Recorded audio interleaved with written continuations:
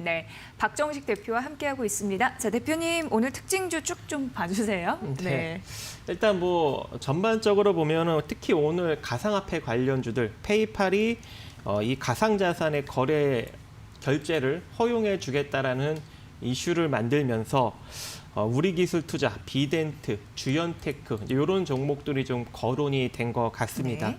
저는 이제 이 중에 비덴트가 가장 좀 매력적이지 않을까라고 생각을 하고 있기 때문에 관심이 있는 분들은 좀 참조 한번 해보시고 그 다음에 이제 제약 바이오 쪽이 역시나 또 빠지지 않고 계속적으로 언급이 되는 것 같은데 이 섹터는 좀 같은 이슈로 올라간 것이 아니라 다 개별적인 이슈로 언급이 된 것 같습니다. 휴재 같은 경우에는 중국 보건당국의 시판 허가를 받을 것으로 예상이, 그러니까 한마디로 이 보툴리늄 톡신 레티보가 시판 허가를 받을 것으로 이제 예상이 되면서 좀 강세 흐름을 보이고 있고, SK케미칼은 아스트라제네카의 임상시험 참가자 사망 소식에 좀 약세, 그리고 대화제약은 세르비아 등 유럽 3개국 락포락스를 유방한 3상 임상계획 승인이 나타나면서 좀 강세, 녹십자 같은 경우도 이 여러 가지 백신, 아마 전염병 예방 혁신 연합에서 이 백신의 위탁 생산 합의를 좀 체결이 되면서 좀 강세를 보이고 있는 상황입니다. 거기에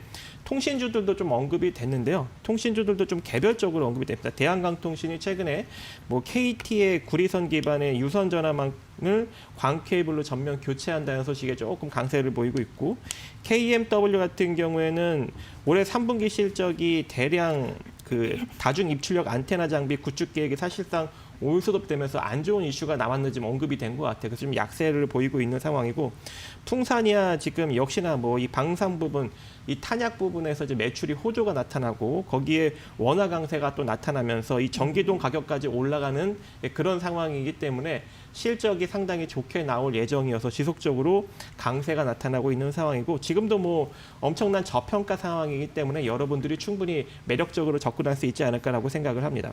네.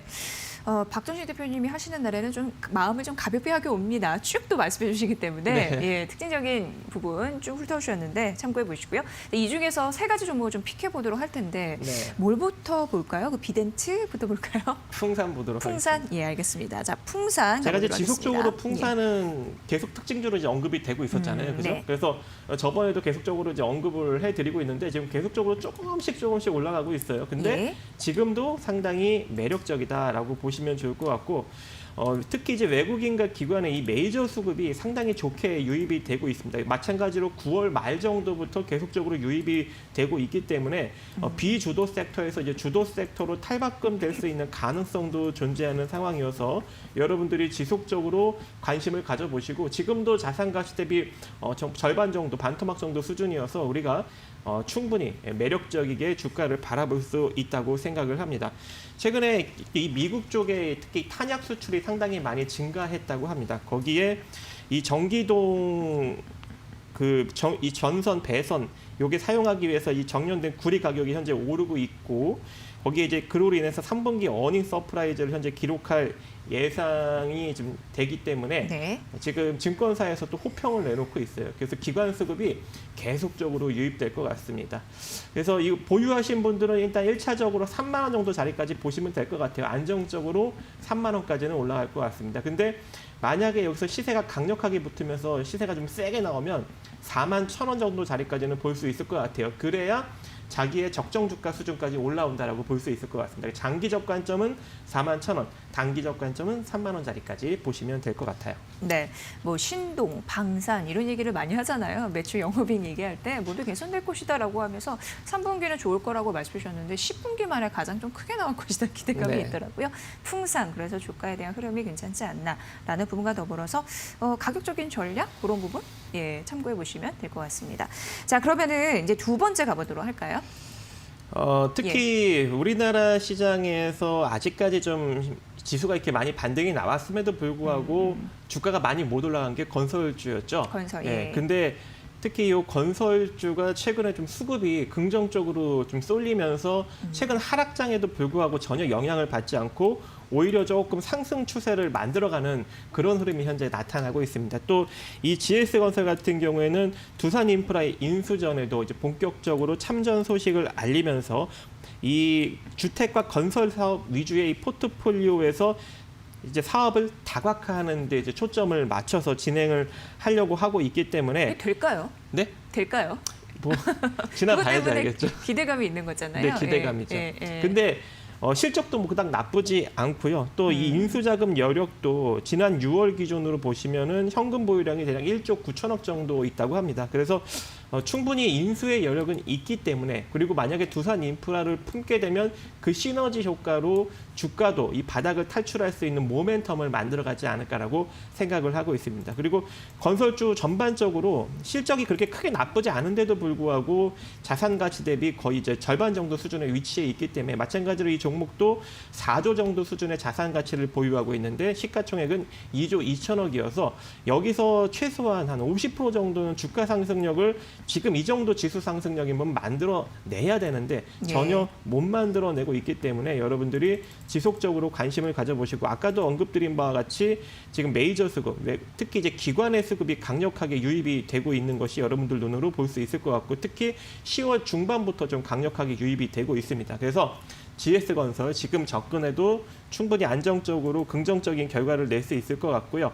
여기서 주가가 한 단계 좀 상승력이 나타나게 된다면 일단은 기본적으로 우리가 볼 수 있는 자리가 마찬가지로 이 주식도 한 3만 원 정도 자리까지. 3만 원. 예, 그리고 3만 원을 만약에 강력하게 돌파를 하게 된다면 3만 5천 원 정도 자리까지 바라보시면 좋을 것 같습니다. 네, 1차는 3만 원, 2차는 3만 5천 원. 그러니까 주택 건설 위주로 사업 포트가 되어 있었는데 이제 건설 장비까지 한번 해보겠다라는 네. 부분이고, 인수하는 데는 뭐 큰 무리가 없지 않을까라는 분석을 해주셨습니다.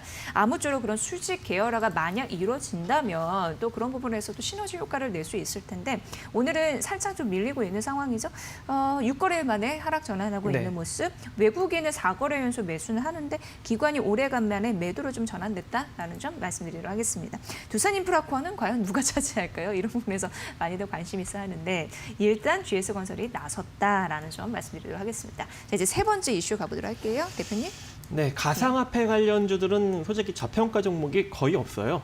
근데 유일하게 이 가상화폐 관련주 중에 저평가가 비덴트였습니다. 비덴트가요? 예. 이 비덴트는 일단 방송용 장비를 제조하는 데 상당히 유명한 기업이지만 예. 우리가 이제 이 이슈 모멘텀으로 봤을 때는 가상화폐 관련주죠. 왜 그러냐면은 빗썸 코리아 지분 10.3%, 그리고 빗썸 홀딩스 지분 34.2%, 이 코인스탁 지분 33.3%를 보유하고 있기 때문에 이 가상화폐 관련주로 무조건 움직일 수밖에 없는 상황인데, 지금 현재 보시면 23% 정도 급등이 나왔음에도 불구하고 매력적이다. 왜 그러냐면 자, 오늘 상승력이 나오는 것이 이 페이팔이 수주내로 미국 이용자들 대상으로 비트코인 및 가상자산 거래 결제를 허용해줄 방침이다라고 밝히면서 올라갔잖아요. 여기 페이팔이 미국 온라인 결제 기업이죠. 그렇죠. 예, 예. 예. 여기서 가상화폐가 오케이 된다. 그런데 예. 이슈가 또 있어요. 비덴트는. 예. 뭐가 있을까요? 예. 빗썸의 매각 이슈. 빗썸의 매각 이슈. 예. 이게 본입차를 지금 예상을 하건대 대략 10월 말에서 10월 말에서 11월 초 정도 되면 다시 빗썸의 본입차를 진행할 가능성이 매우 높은 상황입니다. 이게 지금 더해져가지고 이렇게 그쵸. 치는군요. 예. 관계자들도 그렇게 지금 밝히고 있는 상황이고요. 근데 아직까지 뭐 결정된 바가 없기 때문에 정확한 날짜는 언급드릴 수 없지만 그때 정도에 또 한 번의 이 빗썸 매각 이슈로 또 주가가 상승력이 나타날 수가 있어요. 그래서 이 비덴트 같은 경우에는 23%가 급등이 나왔음에도 불구하고 아직까지 추가 상승 여력이 있다라고 판단이 됩니다. 그리고 다른 가상화폐 관련주들 여러분들이 보시면은 이미 자산 가치 대비 많이 부각받았어요. 근데 이 비덴트 같은 경우에는 지금 순자산 가치가 2,600억인데 지금 시가총액이 2,580억이에요. 무려 23%나 급등이 나왔음에도 불구하고 아직까지 자산 가치를 넘어서지 못하고 있거든요. 그래서 여기서 빗썸 매각 이슈만 더 한 번 더 부각받으면은 시세가 더 강력하게 나올 수 있는 여지는 존재한다. 그래서 이 비덴트를 지금 현재 가격에서는 굉장히 약하게 잡으셔야겠죠. 약하게 잡고 만약에 일정 부분 내려오면은 대략 7,000원 이하에서 6,600원 사이로 좀 비중을 강하게 잡으시면서 한 번 더 급등력을 한번 여러분들이 노려보시고 여기서 시세가 진짜 잘 나오면서 급등력이 한번 나타나게 된다면 9,500원, 700원 정도 자리까지는 한 번 더 상승력이 나타날 수 있는 가능성이 존재하지 않을까라고 생각을 합니다. 네, 그렇군요. 그러니까 페이팔이라는 아군도 얻었고 그리고 비트코인에 대한 관심이 높아지면서 어떻게 보면 거래량이 제일 많을 수 있는 빗썸 이 이슈까지 있었다라는 부분이고요. 매매 전략 잘 챙겨보시면 좋을 것 같아요. 비덴트 말씀해 주셨다시피 23% 넘는 급등세임에도 비덴트는 이미 제가 이 2대1리에서 네. 여러 번 언급드렸습니다. 아, 그러셨어요? 네, 마감 방송에서도 계속적으로 언제부터 말씀을 해주신 거죠? 그러면? 지난 한 2주 전부터 아마 2주 계속 전부터? 언급드렸을 아, 거예요. 예. 그런데 아마 이제 방송을 보고 지금 잡으신 분들은 쾌재를 부르고 있겠죠. 그래서 잡으신 분들 한 9,000원 정도 자리까지 한번 홀딩을 해보셨으면 좋겠습니다. 아, 그러니까 그래요? 7,000원 이탈되지 9,000원 않는 까지? 이상. 예. 어차피 우리 바닥에서 잡았으니까. 그렇네요. 네. 박정식 대표님의 그때 비덴트 추천주를 듣고 네. 매수하셨던 분들은 오늘 좀 짜릿하실 것 네. 같습니다. 예, 희열이 여기서 갈리네요. 자, 비덴트 잘 가고 있는데 저평가됐다고 하니까 여러분들 좀 관심. 네. 지금 들어가도 좀 무난한 거지. 지금은 약하게 잡으셔야죠. 왜냐하면 지금은? 급등을 예. 쫓아잡는 거니까. 아, 그렇군요. 네, 그래서 예, 예. 7,000원 이하로 혹여라도 지금 주면 역시. 그때는 조금 6,600원대까지 강하게 잡아서 한 번 더 시세를 노려볼 수 있지 않을까라고 네. 생각을 합니다. 네, 과한 욕심은 안 되는군요. 그러니까 분할로. 네, 분할. 예, 네. 알겠습니다. 비덴트에 대한 특징 이슈까지 저희 전해드렸습니다. 자, 이렇게 풍산 GS건설 비덴트 만나봤습니다. 오늘 이 시간은요, 주식지자연연구소 박정식 대표와 함께했습니다. 대표님 고맙습니다. 네, 감사합니다.